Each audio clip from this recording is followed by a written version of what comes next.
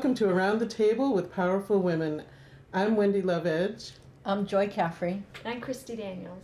And in this episode, we'll be discussing creative rhythms and cycles with our guest, Patti Steel. Hello. Hello. Welcome to the show. Yes, thanks for having me. Patti, I have met you, I think, all over town. Yes. At different music venues and in all different bands and creative pursuits. But you have quite an extensive background in education in creative pursuits. I do. So what brought you to going to school for film and what was your degree called? My bachelor's is actually kind of how I came to things, but it's because I started working for the newspaper as an advertiser. I took a photo for like an ad and I took it to my teacher to say, okay, is this okay? And she like freaked out and was like, why are you not on our photography team? Okay. Like, you definitely have this skill that we need to, hone in and really develop. And I was like, okay, cool.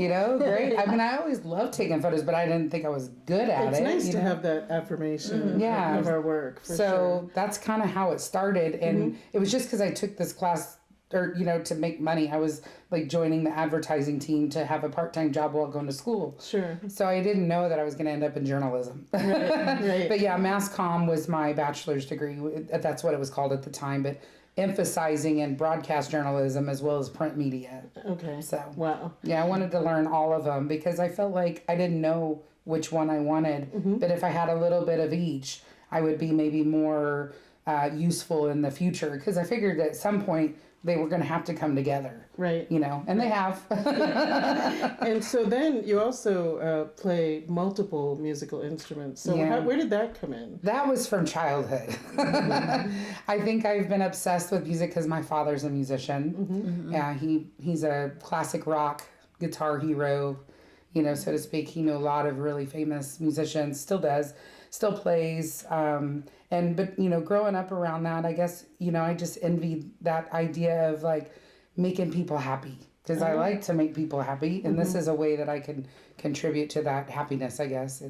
And so as I got older, I started noticing that like even our family get-togethers, I would put the kids, the grandkids together and like make them do a little theater or a little music play. I love that. I was like, okay, let's do this time. And they just thought I was so silly, but I liked organizing that. I never really pursued it quite in that manner until I got older.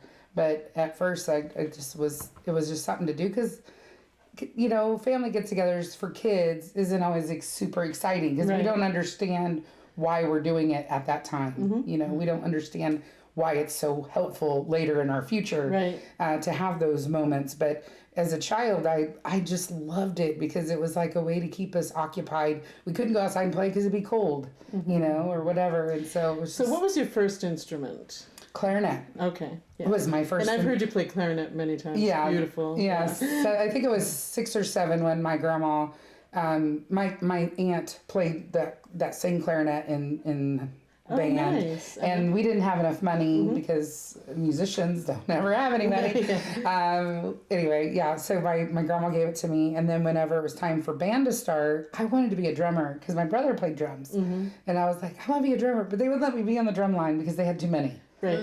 So I was like, fine, I'll be, the only thing I can play is the clarinet. So I did, and it's really kind of funny, because all through school, I had a couple of teachers who really noticed me, which I needed, because we did have kind of a hard life growing up. There was a lot of, I don't know how to, without it going in a negative way, it was a really hard life as a child.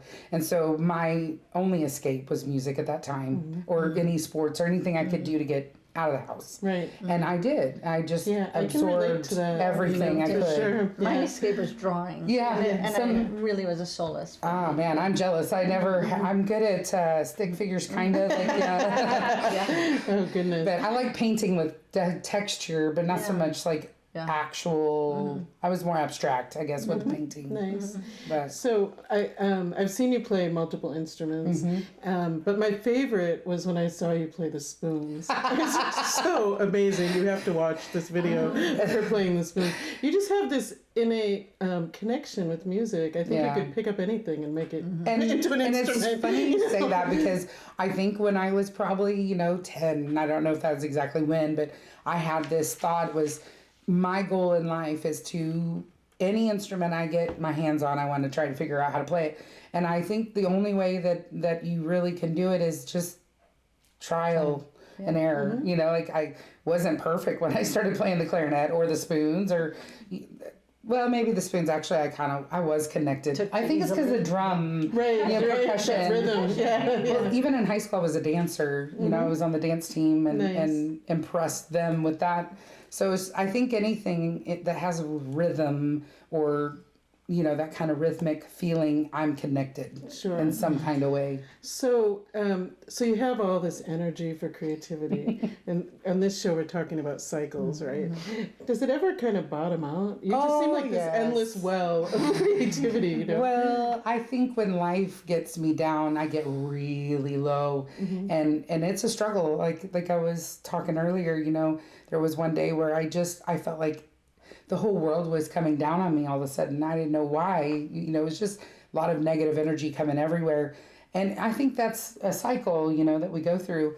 And instead of putting it out there negatively, I tried to find a way to flip it. And so I made a post on Facebook that was just like, hey, what best describes me in your opinion? Like what are some words? And I mean, it was like 150 people saying some of the most kindest words.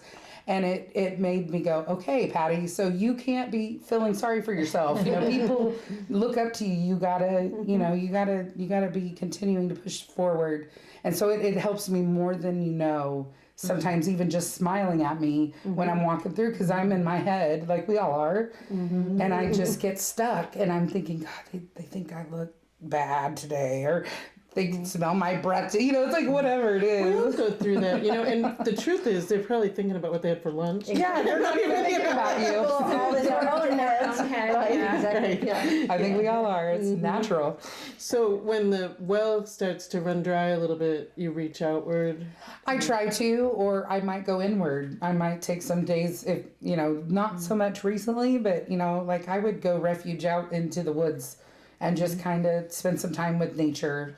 Or my camera. That's one thing. I'd take my camera out and go find bugs or flowers or whatever. Nice. Just to get away from people. Because sometimes when you're around people all the time, you need a little back step, to recharge yourself. And because people really don't understand that they really take. It's not that they're taking advantage of it, but they're really taking a lot out of me, because I'm an empath, so I tend to absorb everyone else's stuff, and then I have to figure out how to channel it, through myself. And I think that's the best way I can do it, is either go do something good for someone else, or I have to just get away from people in general. It sounds like you're a little bit of an ambivert. Okay. At times you need your introversion, and then at times you need to reach out and connect. Yes. Outwardly. I would both say for so. recharging. Yeah, right? exactly. It's called ambivert? Yeah, so instead of just an introvert, like some people are intensely introverted or extroverted, I'm also an ambivert. I think I might be too. Yeah. People think I'm an extrovert, but I need that. If I don't get that time to recharge. it's the spiral goes down.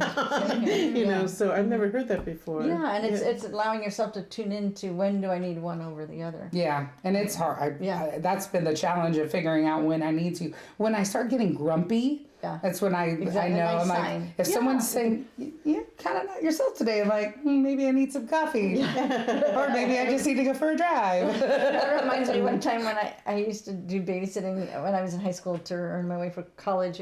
And I must have taught the kids a lot about self-care. Because at one point, this 4-year-old came up to me and she said, "You're cranky. I think you need a nap."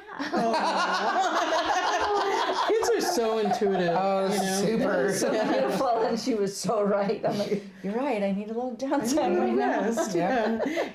I love what you're saying about the examples you gave, because they're both examples of connection. One is outward connection, the other is an inward or a more nature connection. That's what kind of brings you back into that creative center. Cycle, back into the rhythm. And I don't even realize I'm doing it. Sometimes it's just,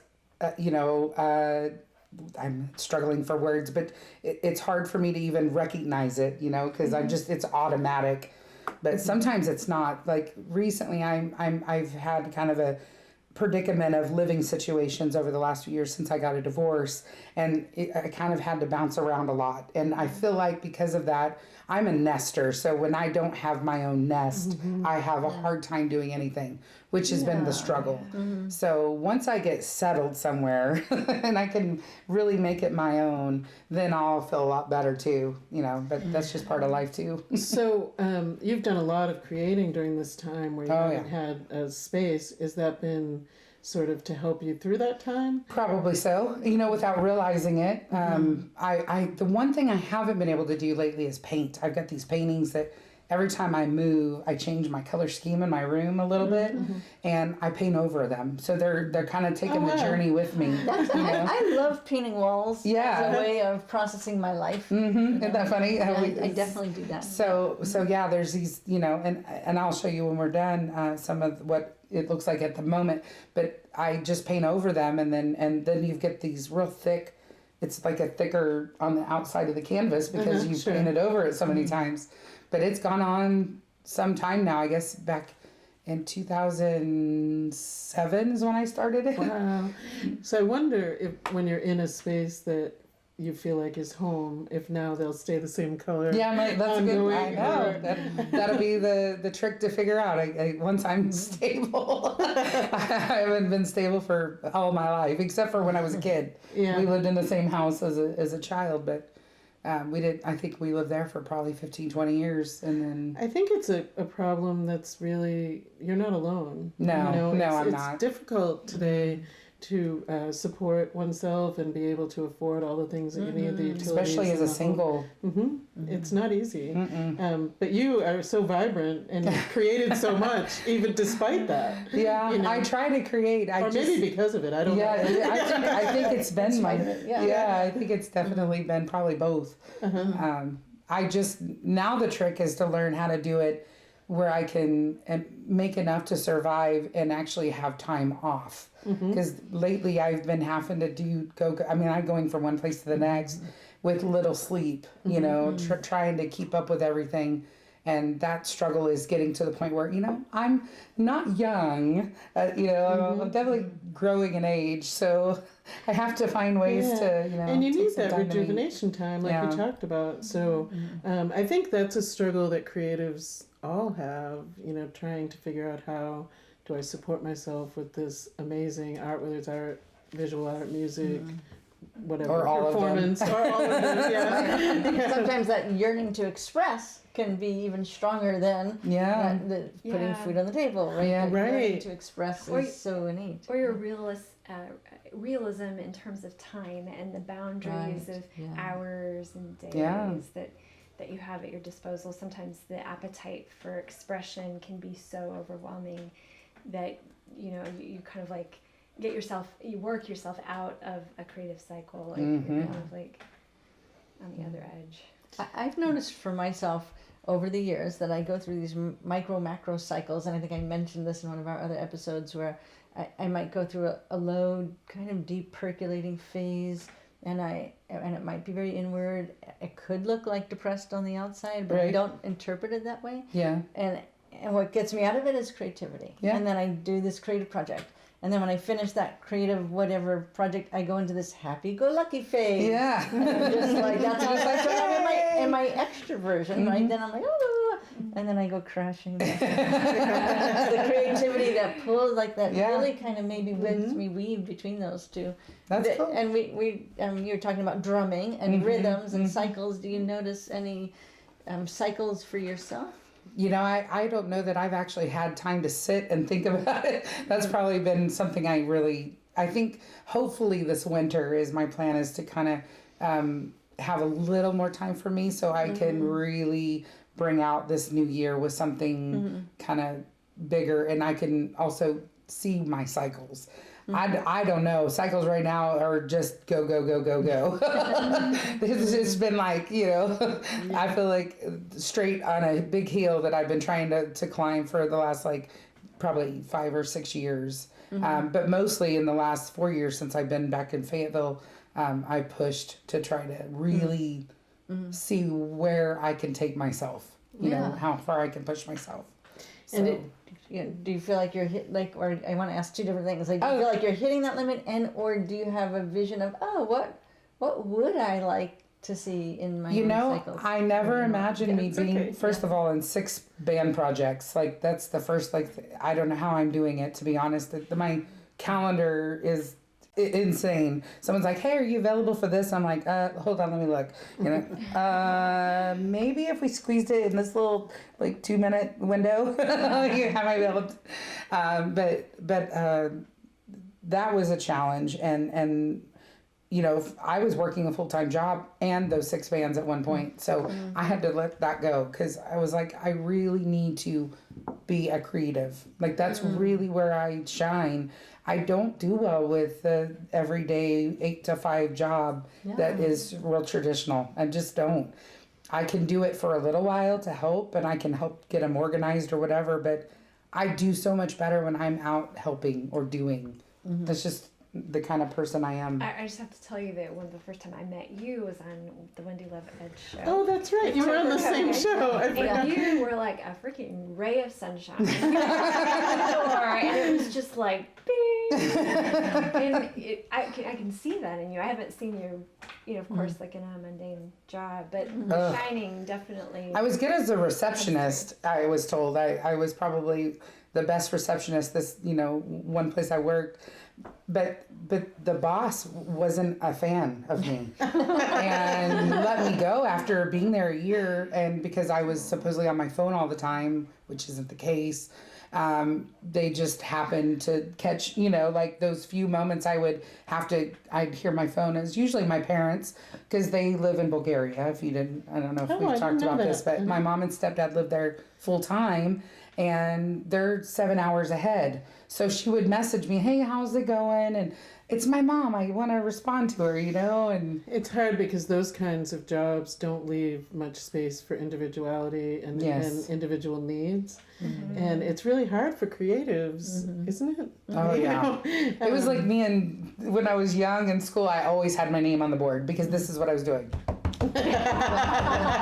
Patti, your name is going on the board with a check mark. I'm like, I've been self-employed for 30 years or something, so I just couldn't go that other route as a creative and a little bit of a rebel. And I guess I'm a rebel. Yeah.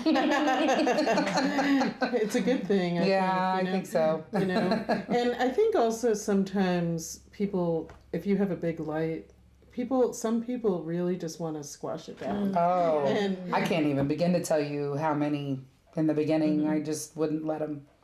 I would, I'm like, you're not going to let my light not shine. I'm definitely like, if you don't like it, I'll just go around you. Find another way. Nice. And I did. I feel like that, I started playing music in the Fayetteville scene. I mean, I came down here and I was a promoter probably first because I would take photos for people, and nobody even realized I played music. So that's what's funny. And now people aren't sure that you're doing photography. Exactly. It's like, oh, you're a photographer too? I'm like, oh yeah. And I'm a teacher, and I've done all these things. Gardener, and kind of a chef, but not really. I mean, not like, I'm not licensed. The cool thing about that too with these cycles is if you're feeling a little burned out on the music, you can switch it out to one of your other pursuits that you're so accomplished at many things. Well, I appreciate you saying that. I never really felt accomplished, but I think that's also a journey I'm on is that full self fulfillment and what is it, self-actualization, from because I used to be on the lowest meter, especially after my divorce. I felt like I ripped everything out that I ever knew and tried to start over. And the challenge of telling myself I'm worth it. And actually, to be honest, most of my bandmates are the ones that have given me the confidence. They remind me, you do this and you do this, and like nobody else does that. Samantha Hunt is so great for that. One of the bands. Yeah. She'd be great for this one of these discussions. Yes, also. But awesome. I would imagine that she's always lifting everyone up. Yeah. And she's also, she's a single mom. Trying to play music full time and go to school and work a job and take care of her kid. And she's a creative too. She actually painted, I don't know if you've ever seen it, but my microphone box has my name, Patti Steel, and it's all decorated with instruments. And on the back she listed, and it was for my birthday present from a friend. Aww. And she decorated it all up. It's a used thing, but like she upcycled it, and it was like, I love you, Sam. So now I'm gonna have her upcycle everything. Leaders in our life, and those that reflect to us our radiance when sometimes we have a hard time seeing it. And I do the same for her in return, because she doesn't do it for herself either. Isn't that interesting? As women, I feel like, I don't know about men, I've mostly talked about this with women, we shine so brightly, and yet we are in the background beating ourselves up, or having struggles with self-worth. And so many women that I speak with, really powerful women like you, or like all of us, that's sort of in the background. I was talking with my husband actually on the way over here, and I was sharing something I had heard recently about the difference between a hormonal cycle for men and a hormonal cycle for women. That's right. And the hormonal cycle for men is 24 hours, and a hormonal cycle for women typically 28, 29 days. And so I was just expressing to him how no wonder it feels so nuts to try to cram your life into like 24-hour cycles when you have an expansive number of days. And isn't it interesting how wouldn't you think somebody might be unpredictable if you didn't have the awareness and the to actually look at it in a lunar cycle or a creative cycle or a menstrual cycle or whatever that cycle might be, and having my own experience having been reflected back to me like, I'm crazy, or I can't get it together, or I can't do this, or I can't, in terms of a person's perspective that can't really comprehend the fullness of who I am, and can't really experience look at the whole, and stay with the whole cycle, right, to see that through. And I wonder if that's part of, contributes to what you just shared about our worthiness and how we feel like we're, it's almost like our abilities and our fullness isn't typically celebrated, and is there room enough? Do we really have enough room? Right. And where you are in whatever the cycle is might also contribute to how we're feeling about ourselves, whether it's hormonally or biorhythms and or whatever. And someone might snapshot us in that moment when we're so much bigger than that moment. And like even your boss at work snapshotting coincidentally when you were on the phone every time when you're so much bigger than that. Exactly. Yes. So you have a solo project you're also working on. I am, yes. I've it's what's really funny is, so Patti Steel came from back in the days of working as a DJ on a radio station. Trying to say my full name, Patti Richardson, was always a challenge on the air. So one of my DJ buddies was like, well, why don't you just call yourself Patti Steel? And I was like, I rode a motorcycle, so that's where the steel came from, was Patti on her steel horse, and it was like, oh, I kind of like that, and I worked on a rock station, so it was perfect. And then I started playing music out, like open mics and stuff with me playing guitar, and which was so new. I learned guitar way later than any of the other instruments, and so when I started doing it, I was super nervous to play this thing with strings and sing, because I'm usually with an instrument in my hand, And in your mouth. And in my mouth, so I had to sing between. But anyway, so when I started doing that, I was like, you know what? I think I'll just keep Patti Steel. And, I went, back then, that was 2005, I went ahead and just made a Facebook page for myself. I don't know why. I was just like, oh, this is cool. But I wanted to do something, but I wasn't ready, and I don't know that I'll ever really be ready. But after this year, for some reason, I just feel motivated to really kind of branch out on my own as well. Not that I'm quitting anything, but I just want to start focusing a little harder on my own inner perspective and being able to get that out. Expression of your voice. Because I've never really been the lead singer in any of the projects. I've always been support, and I've supported all of the bands and managed a lot of them. But I want to do something for me that I don't have to ask someone, is it okay if we do this? Is it okay? You know, I kind of want to be able to do it for myself.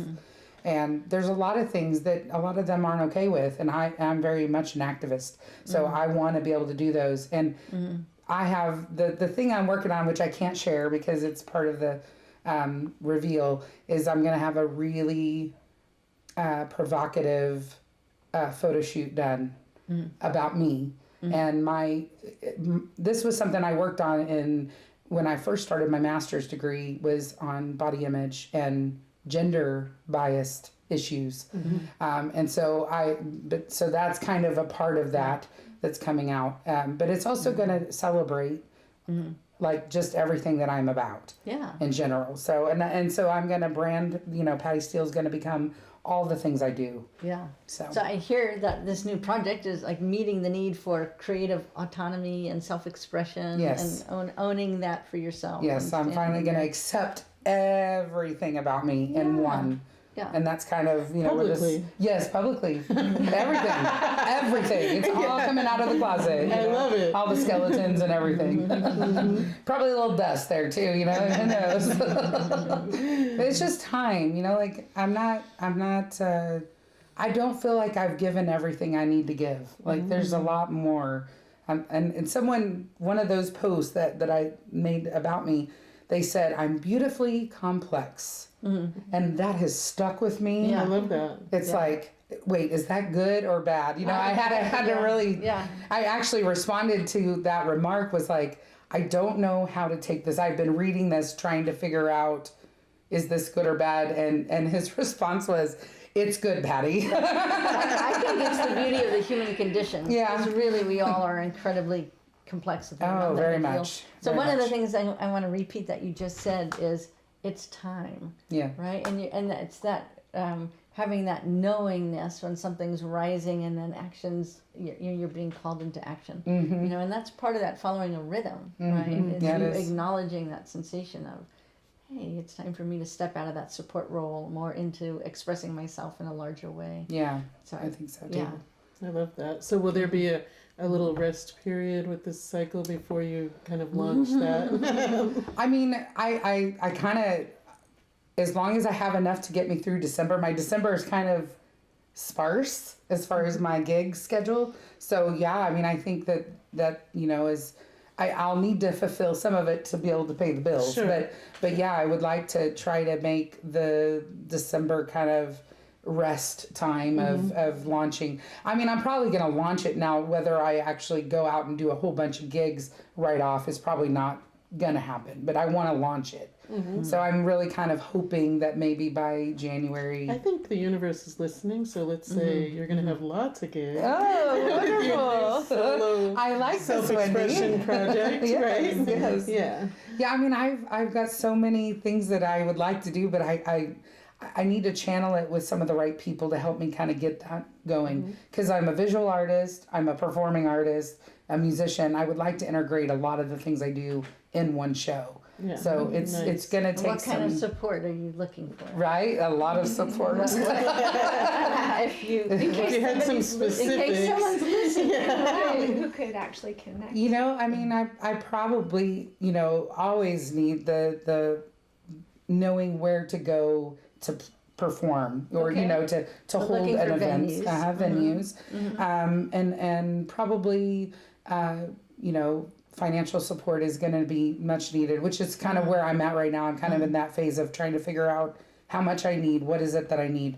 But I'm not quite ready. Things are still kind of in that hole of beginning. I've just kind of brainstormed things, but I know it's coming. Yeah, so the birth will happen soon. Yes, the birth will happen soon. I feel like it's just been so busy. I haven't really sat down and said this is exactly what I'm doing, but I know that I have a lot of good ideas, and I know they're worthy. The biggest thing is launching all things on one site and being able to really have all of them available for people to see. And then from there, I'm hoping that everything will start kind of showing itself, you know, because it's hard to know it all at once, you know, it's like, I don't know. What I hear is like a yearning for a weaving of integration. Yeah, I really want, because like I said, you know, I am a multi-instrumentalist. I can now officially call myself a songwriter, which is the newest thing for me. And I'm also, you know, a photographer and a painter and a cook and, you know, booking and organizing and the list goes on. So I'd like to be able to get all those things working together and helping me move forward. So, absolutely. I think we're wrapping up. Yeah, it's been so delightful having you here on the show. And so we do a toast at the end. Yes. Here's to a joyful, edgy, and soulful life. Yeah. See you next time. See you next time.